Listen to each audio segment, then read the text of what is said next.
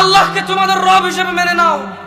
কোন দিন আসার পূর্বে রব বলছে ইয়াউমা লা ইয়ানফাউ মালুন ওয়ালা বানুন, যেদিন ধন সম্পদ ও ছেলে সন্তান কোনো কাজে আসবে না, ইল্লা মান আতাল্লাহ বিকলবিন সালিম, সেদিন উপকৃত হবে শুধু সেই হৃদয় যেই হৃদয়টা একটা বিশুদ্ধ হৃদয়।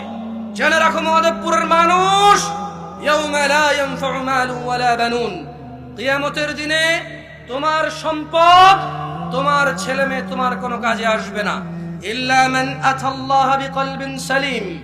কিয়ামত বিচারের মাঠে যার একটা সুন্দর বিশুদ্ধ হৃদয় রয়েছে শুধু সেই উপকৃত হবে।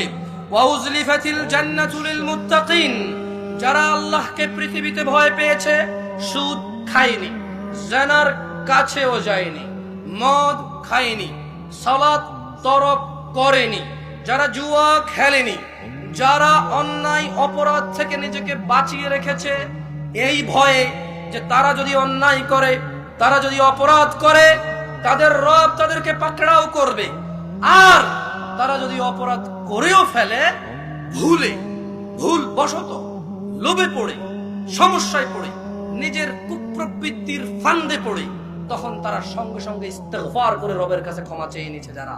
তাই রব বলছে ওয়া উজলিফাতিল জান্নাতু লিল মুত্তাকিন, যারা এই পৃথিবীতে আল্লাহকে ভয় করেছে, জান্নাতকে তাদের নিকটবর্তী করা হবে।